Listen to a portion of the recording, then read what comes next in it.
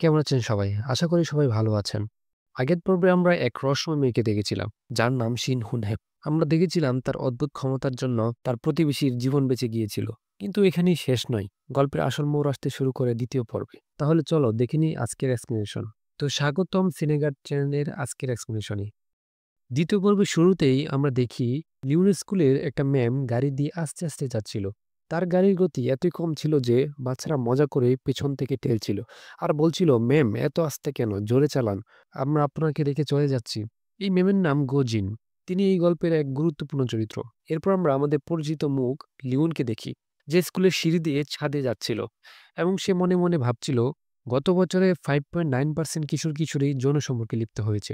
সরকারি পরিসংখ্যান অনুযায়ী কিশোর শ্রেণীতে বর্তমানে আছে ৩০,২৬,৯৩৭ জন। এর মানে ১,৭০,০০০ জন কিশোর কিশোরী যৌনতায় লিপ্ত হয়েছে। শুধু ১,৭০,০০০ জন। লিওন এসব চিন্তা করছিল, কারণ এর মধ্যে সেও রয়েছে। এরপর আমরা হুনহ্যাপকে দেখি। গত পর্বে দেখেছিলাম তাকে কে যেন একটা মেসেজ পাঠিয়েছিল। সেই মেসেজটা বসে বসে পড়ছিল। মেসেজে লেখা ছিল, আমিও তোমার মতো এই পৃথিবীকে দেখি। যদি তুমি আমার পরিচয় জানতে চাও তাহলে আর্ক হাই স্কুলে চলে আসো। মানে লিওনের স্কুল আর কি। আমরা তখন জানতে পারি উডহ্যাপ আগেও স্কুলে পড়তো, কিন্তু হঠাৎ সে স্কুলে যাওয়া বন্ধ করে দেয় এবং সে একটা রুমে বন্দী হয়ে থাকতো। যাই হোক, এরপর আমরা দেখি হুনহেপ অনেক চিন্তা ভাবনা করে সে স্কুলে যাওয়ার সিদ্ধান্ত নেয়। এরপর সে জানালার সব কার্ডবোর্ড সরিয়ে নেয় এবং স্বাভাবিক হতে চেষ্টা করে। যাই হোক, এরপর আমরা দেখি লিওন তার ক্লাসরুমে যায়। সেখানে গিয়ে সে দেখতে পারে তার লকারে যে গিফটটা রেখেছিল সেটা তার ডেস্কের উপর রাখা, এবং ওর পাশে বসে ওই গুন্ডা মেয়েটা গিফটের ভেতর যে চিঠিটা ছিল সেটা জোরে জোরে পড়ছিল। আর এদিকে কিছু মেয়ে ক্লাসরুমের বোর্ডে লিওনের সম্পর্কে আজে বাজে কথা লিখছিল, তাকে ব্যঙ্গ করে চিত্র আঁকছিল এবং অনেক অপমানজনক কথা বলছিল। লিওন ক্লাসে এসে এসব দেখতে পেরে তার প্রচন্ড রাগ হয়। সে নিজেকে সামলাতে পারছিল না। সে এক দৌড়ে গিয়ে গুন্ডা মেয়েটির উপর গিয়ে পড়ে, তার হাত থেকে চিঠিটা কেড়ে নিতে চায়, কিন্তু সে নিতে পারে না। তখন সে গুন্ডা মেয়েটার প্রচন্ড রাগ হয়। সে লিওনের উপর উঠে তাকে মারতে শুরু করে। ঠিক সেই মুহূর্তে শুরুতে যে ম্যামকে দেখেছিলাম, গোজিন, তিনি ক্লাসে প্রবেশ করে এবং দুজনে মারামারি দেখে তাড়াতাড়ি সেখানে যায় এবং গুন্ডা মেয়েটার চুল ধরে দূরে ফেলে দেয়। এরপর ম্যাম লিওনকে নিয়ে অফিস রুমে যায়। এরপর লিওনকে বোঝানোর চেষ্টা করে। লিওনকে বলে, তুমি কেন মারামারি করো? মারামারি তো কোনো সমাধান নয়। তখন লিওন বলে, আমি তাকে খুন করব। এটা শুনে ম্যাম একটু অবাক হয়। তখন লিওন ম্যামকে বলে, আমি কি এখন বাড়ি যেতে পারি? ম্যাম তাকে অনুমতি দিয়ে দেয়। এরপর আমরা দেখি লিওন যখন ক্লাসরুমে তার ব্যাগ নিতে আসে তখন সে তার সেলফে একটা চশমা দেখতে পায়। সে চশমাটা হাতে নেয়। হাতে নিয়ে সে আশপাশে দেখে, কিন্তু কাউকে দেখতে পায় না। তখন সে চশমাটা নিয়ে বাসায় চলে আসে। এরপর আমরা জিউনকে পুলিশ স্টেশনে দেখতে পাই। সেখানে তার বন্ধু বলছিল, আমাকে ওই হারামজাদার বাড়িতে পাঠিয়ে দিলেন, কিন্তু আপনার ফেরার কোনো নামগন্ধ নেই। আরেকটু হলে তো আমাকে মেরেই ফেলতো। তখন জিউন বলে, সরি, আমার একটা জরুরি কাজ পড়ে গিয়েছিল। তার বন্ধু আরো বলে, অপরাধে গুলি করার জন্য তো আপনাকে মার্জনাপত্র লিখতে হবে। তখন জিউন বলে, কাউকে বাঁচানোর জন্য গুলি করলে কেন আমাকে মার্জনাপত্র লিখতে হবে? তখন জিউনের বন্ধু বলে, গত কদিনে যে খুনগুলো হয়েছে সেগুলোর ভেতর গাফলা আছে। তখন জিউন বলে, এখন তো সবই শেষ, এখন আবার কিসের গাফলা? তখন জিউনের বন্ধু বলে, আচ্ছা এই মেয়েগুলোকে কেন বিনা অপরাধে খুন করবে? নিশ্চয়ই কোনো কারণ আছে। তখন জীবন একটু চিন্তায় পড়ে যায়। আসলেই তো, কেন এই মেয়েগুলোকে শুধু শুধু খুন করবে? তখন জীবন এই সূত্র ধরে সে কিলারের বাসায় যায়। সেখানে যেয়ে সে দেখে রুমের মধ্যে অদ্ভুত লাল রঙে রাঙানো এবং অনেকগুলো লাল দাগ নিচ থেকে উপরে উঠে যাচ্ছে। এটা দেখে সে একটু চিন্তায় পড়ে যায়। এর মানে কি হতে পারে? এটা দ্বারা কি বোঝানো হয়েছে? যাই হোক, এরপরে সিনে আমরা দেখি লিওন স্কুলে করে পাওয়া চশমাটা বাসায় পরে আয়নার সামনে যায়। তখন সে অনেক অবাক হয়, কারণ তার মাথার উপর একটা লাল দাগ দেখতে পাচ্ছে, কিন্তু সেটা সে স্পর্শ করতে পারছে না। আসলে এই চশমাটা ওই কিলারের ছিল। এটা দিয়ে সে গুলো দেখতে পেত। এখন প্রশ্ন হলো, এই চশমাটা স্কুলের ডেস্কে কি করে এলো? হয়তো আমরা পরবর্তী পর্বগুলোতে জানতে পারবো। যাই হোক, এরপর আমরা দেখি জিউন অফিস থেকে বাসায় আসে। জিউনের শব্দ শুনে লিওন বাইরে আসে। তখন লিওন দেখে তার চাচার মাথার উপর অসংখ্য অ্যাসলেন রয়েছে। এটা দেখে সে একটু ভয় পায়। সে একটা চিৎকার দিয়ে দৌড়ে রুমে ঢুকে যায়। কিছুক্ষণ পর লিওন দৌড়ে ঘর থেকে বের হয়ে যায়। জিউন কিছুই বুঝতে পারছিল না। সে হতভম্ব হয়ে দাঁড়িয়ে রয়েছে। এদিকে লিওন বাইরে বের হয়ে রাস্তার মানুষের উপর লাইনগুলো দেখতে থাকে। এর মধ্যে হুনম্পুর লিওনের এই অদ্ভুত কাণ্ডগুলো দেখছিল, কিন্তু সে কিছুই বুঝতে পারেনি। যাই হোক, লিওন লাইনগুলো দেখতে দেখতে একটা শহরে চলে যায়। সেখানে সে দেখে একজনের সাথে আরেকজনের লাইন যুক্ত ছিল, এমনকি ছেলের সাথে ছেলের লাইন, মেয়ের সাথে মেয়ের লাইনও যুক্ত ছিল, এবং এই লাইনগুলো সবার মাথা থেকে উপরে উঠে যাচ্ছিল।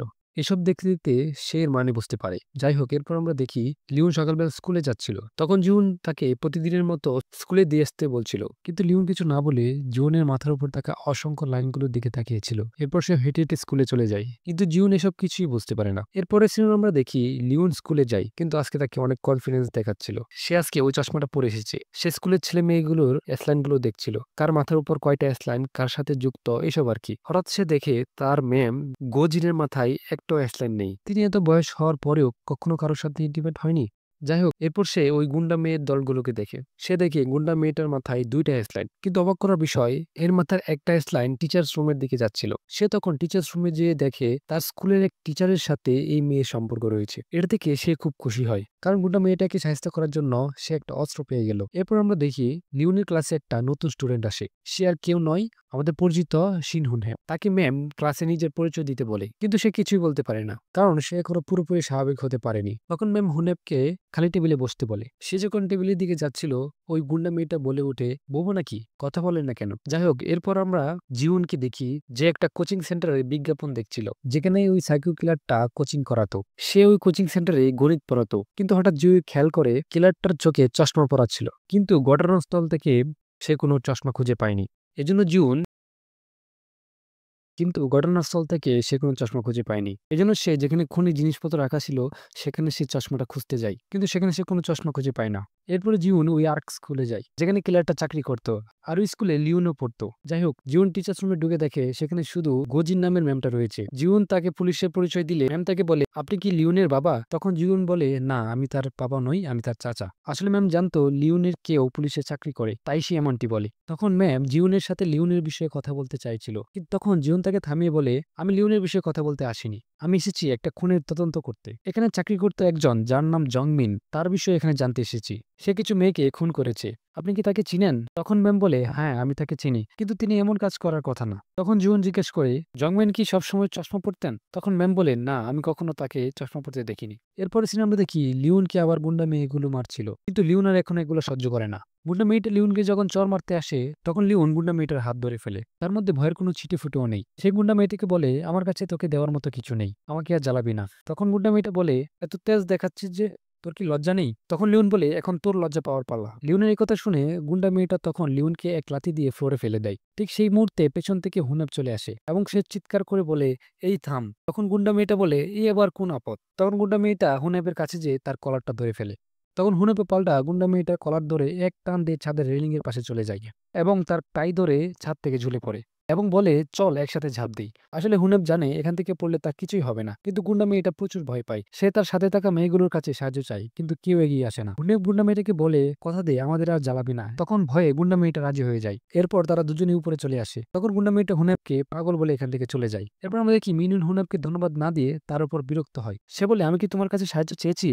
নিজের কাজ করো গিয়ে। একথা বলে লিওন সেখান থেকে চলে আসে। আসলে এখন আর লিওনের কারো প্রয়োজন নেই। এখন সে একাই গুন্ডা মেয়েগুলোকে সাহায্য করতে পারবে, কারণ সে তো এখন তার সিক্রেট জানে। তখন আমরা দেখি গোজিন জিওনকে জিজ্ঞেস করছে সে কি লিওনকে নিয়ে যাবে, কারণ তাদের ক্লাস কিছুক্ষণের পর ছুটি হবে। একথা শুনে জিওন বলে, না, আমি ওর জন্য আসিনি, আমি এসেছি সে জানতে পারলে সে রাগ করবে। একথা বলে জিওন বারান্দায় যায়। তখন আমরা দেখি লিওন তাকে দেখে ফেলে। এরপরে সিনে আমরা দেখি জিওন একটা বারে যায়, যেখানে ওই কিলারটা রেগুলার যেত। সেখানে একটা ওয়েটারকে বলে, আমি পুলিশ স্টেশন থেকে এসেছি, এবং সে ওয়েটারকে কিলারের ছবি দেখিয়ে বলে, একে কি এখানে দেখেছো, আর এর মধ্যে কি কোনো অদ্ভুত কিছু দেখেছো? তখন ওয়েটারটা বলে, হ্যাঁ, উনি মাঝে মাঝে এখানে আসতো, কিন্তু কারোর সাথে কথা বলতো না, চুপচাপ মদ খেয়ে চলে যেত, কিন্তু মাঝে মাঝে সে একা একা কথা বলতো। আমরা ভেবেছিলাম সে মদ খেয়ে মাতাল হয়ে গেছে, কিন্তু যখন সে চলে যায় তখন সে দিব্যি ঠিক থাকে। সে নিজের সাথে কথা বলছিল আর সংখ্যা গুনছিল, যেমন 1 2 3। ওয়েটারটা আরো বলে, এমন সংখ্যা গুনতে গিয়ে একদিন এক কাস্টমার সাথে মারপিটও করেছিল। তখন যে ওয়েটারকে প্রশ্ন করে, সে কি চশমা পরে আসতো? তখন ওয়েটারটা বলে, হ্যাঁ, সে যতবার এখানে এসেছে ততবারই চশমা পরা ছিল। তখন জিউন এটা খাতায় নোট করে নেয়। যাই হোক, এরপর আমরা দেখি লিওন একটা রাস্তা দিয়ে যাচ্ছিল। তখন সে দেখে স্কুলের গুন্ডা মেয়েটা তার স্যারের সাথে দেখা করতে আসে। এটা দেখে লিওন প্রমাণ হিসেবে তাদের কয়েকটা ছবি তুলে রাখে। ছবিটা দেখে লিওন অনেক খুশি হয়, কিন্তু সে জানে না এই খুশি তাকে কত বিপদে ফেলতে যাচ্ছে। যাই হোক, এরপর গুন্ডা মেয়েটা এবং তার স্যার একটা হোটেলে যায়। এরপর গুন্ডা মেয়েটা যখন হোটেলে বসেছিল, তখন লিওন কিছুক্ষণ আগে তোলা ছবিটা তাকে পাঠায়। এটা দেখে গুন্ডা মেয়েটা একটু অবাক হয়, কিন্তু সে স্যারকে কিছুই বলে না। এরপর গুন্ডা মেয়েটা লিওনকে রিপ্লাই দেয়, আরে হারামজাদি, এটা যদি সবার সামনে আসে তাহলে শাস্তি স্যার পাবে, আমি না, কারণ আমি এখনো নাবালিকা। আসলে এটাই কোরিয়ার আইন। যাই হোক, এই রিপ্লাইটা দেখে লিওন একটু হতাশ হয়, কিন্তু তার মাথায় আরেকটা বুদ্ধি চলে আসে, এটা আমরা পরে জানতে পারবো। যাই হোক, এরপর আমরা স্কুলের স্টাফ রুম দেখতে পাই, যেখানে কয়েকজন টিচার গল্প করছিল গতকাল একটা স্কুলে একটা শিক্ষিকা একটা ছাত্রের সাথে ঘনিষ্ঠ অবস্থায় ধরা পড়ে। তখন একটা শিক্ষক গজিন ম্যামকে বলে, কি ম্যাম, আপনারও আছে নাকি? তখন অন্য একজন স্টাফ বলে, এমন অসভ্যের মতো কথা বলবেন না। তখন সাথে সাথে ম্যামের কাছে ওই টিচারটা ক্ষমা চায়। এরপর আমরা দেখি গুন্ডা মেয়েটার সাথে অবৈধ সম্পর্ক রয়েছে যে টিচারের, উনি পাশাপাশি কাজ করছিল। ঠিক তখন তার ফোনে একটা মেসেজ আসে। মেসেজার দেখে টিচারটা হতভম্ব হয়ে যায়। মেসেজটা লিওন পাঠিয়েছে, যেটা সে হোটেলে ঢোকার আগে তুলেছিল। আর মেসেজের নিচে লেখা ছিল, আমাকে 20,000 ওয়ান দিতে হবে, নয়তো আমি এটা ফাঁস করে দিব। টিচারটা এটা দেখে খুব ভয় পায়, সে কি করবে কিছুই বুঝতে পারছিল না। এরপর আমরা দেখি লিওন ও হুনহেপ একসাথে যাচ্ছিল আর গল্প করছিল, আমার আর এখানে থাকতে মন চায় না, আমার এই শহর ছেড়ে চলে যেতে মন চাই। তখন হুনেপ বলে, কেন, তোমার তো সবই আছে, তোমার পরিবার আছে, আমার তো তাও নেই। তখন লিওন বলে, কে পরিবার, তিনি আমাকে নিয়ে একটুও ভাবে না। তখন লিওন হুনেপকে জিজ্ঞেস করে, আচ্ছা তোমার মা কি বেঁচে আছে? তখন হুনেপ বলে, জানি না, বেঁচে থাকলে হয়তো আমার সাথে যোগাযোগ করতো। এই বলে তারা দুজন বাসায় চলে যায়। এরপরের দিন আমরা দেখি ওই টিচারটা গুন্ডা মেয়েটাকে একটা প্লেগ্রাউন্ডে নিয়ে যায়। তখন টিচারটা বলে, তুমি কি আমার সাথে এসব করার জন্যই আমার সাথে সম্পর্ক করেছ? তখন গুন্ডা মেয়েটা বলে, এসব কথা আমাকে বলো না তো, এখন কি করবে সেটা ভাবো। তখন টিচারটা গুন্ডা মেয়েটাকে জিজ্ঞেস করে, এই ছবিটা কে তুলেছে তুমি কি জানো? তখন হুনহেব লিওনের কথা বলে দেয়। একথা বলে সে ক্লাসে চলে আসে। এরপর আমরা দেখি লিওন যখন অসময়ে যায় তখন তার পিছন পিছন হুনেপও যায়। তখন সে লিওনকে জিজ্ঞেস করে, তুমি কি এই চশমাটা সবসময় পরো? তখন লিওন বলে, হ্যাঁ, আমার চোখে সমস্যা হয়েছে। তখন হুনেপ চশমাটা হাতে নেয়, কিন্তু লিওন তাকে চশমাটা ফেরত দিতে বলে। কিন্তু হুনেপ তখন বলে, এটা পরে তুমি একটা জিনিস দেখতে পাও, তাই না? তখন লিওন অবাক হয়ে বলে, তুমিও কি দেখতে পাও? আচ্ছা, যদি তুমি দেখতে পাও তাহলে বলো তো আমার মাথায় কয়টা লাইন আছে? তখন হুনহেপ একটা একটা করে সব বলে দেয়, কার মাথায় কয়টা লাইন রয়েছে, কে পর কে করছে, সব। এরপর হুনহেপ লিওনকে জিজ্ঞেস করে, চশমাটা তুমি কোথায় পেয়েছো? তখন লিওন বলে, পেয়েছি, আমার লকারে পেয়েছি। কিন্তু হুনহেপ এটা বিশ্বাস করতে চায় না। সেভাবে এই সাইকো কিলারের চশমা লিওনের কাছে কিভাবে আসলো? এরপর হুনহেপ লিওনকে বলে, এটা বিপজ্জনক। তখন লিওন বলে, চশমা কিভাবে বিপজ্জনক হতে পারে? তখন হুনহেপ বলে, গত কিছুদিন আগে তোমার বাড়ির পাশে যে ঘটনাটা ঘটেছে, ওই লোকটা এই অ্যাসলাইনগুলো দেখতে পেত। তখন লিওন বলে, তার মানে এটার নাম অ্যাসলাইন? তখন লিওন হুনহেপের হাত থেকে চশমাটা টান দিয়ে নিয়ে যায়। এরপর আমরা দেখি টিচারটা গোজিন ম্যামের কাছে লিওন সম্পর্কে জানতে চাই, সে কেমন সেটা জানতে চাই। তখন গোজিন বলে, সে ভালো, কিন্তু ইদানিং সে ক্লাসে তেমন মনোযোগ দিচ্ছে না, আমি কি তার সাথে আলাপ করব? তখন টিচারটা বলে, না থাক, আমি আলাপ করে নিব। এরপরে দেখি লিওন আর হুনহেপ একসাথে বাসা যাচ্ছিল। তখন হঠাৎ লিওন হুনহেপকে বলে, তুমি আমার অ্যাসলাইনগুলো দেখছো তাই না? সে আরো বলে, আচ্ছা এই অ্যাসলাইনগুলো মুছে যায় কিভাবে? তখন হুনহেপ বলে, জানি না, হয়তো পার্টনার মরে গেলে মুছে যায়। তখন লিওনকে হুনহেপ বলে, চশমাটা তোমার নিজের কাছে রাখবে। তখন লিওন বলে, অবশ্যই, আমি ওদের চোখে আঙুল দিয়ে দেখিয়ে দেবো ওরা কতটা খারাপ। এরপর আমরা দেখি গুন্ডা মেয়েটাও স্কুলের বারান্দায় চলে আসে। ঠিক সেই মুহূর্তে সে লিওনকে সামনে দেখতে পাই। আগের সেই চুপচাপ লিওনের আর কোনো চিহ্ন নেই। এখন সে সবার সঙ্গে হাসি মুখে কথা বলছে, এমনকি যাদের সঙ্গে আগে কখনো মিশতো না তাদের সঙ্গে সহজে মিশে যাচ্ছে। সে একে একে স্কুলের যেসব শিক্ষার্থীর অবৈধ সম্পর্ক রয়েছে তাদের ছবি জোগাড় করে ব্ল্যাকমেল করছে।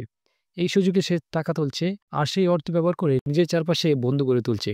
তখন আমরা দেখি লিওন একটা ছেলের হাত ধরে যাচ্ছিল। ঠিক তখন একটা মেয়ে এগিয়ে এসে বলে, এই মেয়েটার জন্য তুমি আমাকে দূরে ঠেলে দিলে, এখন ওর সঙ্গে সময় কাটাচ্ছ, ডেট করছো, সবকিছু বুঝে নিচ্ছি। যাই হোক, এই সবকিছুই দূর থেকে নজর রাখছিল হুনহেপ।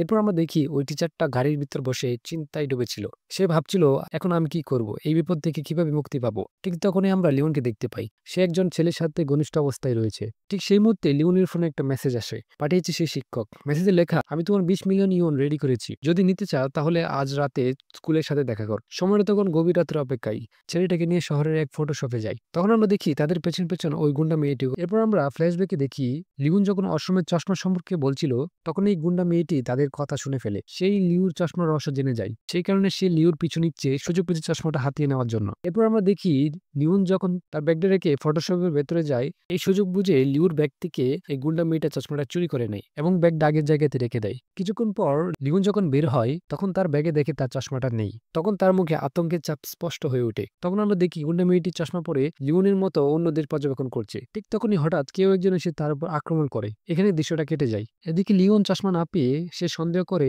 হুনেপি হয়তো সেটি নিয়েছে, কারণ কেবল হুনেপি এই চশমা সম্পর্কে জানে। সে রেগে ফুসে হুনেপকে ফোন করে চেঁচিয়ে ওঠে।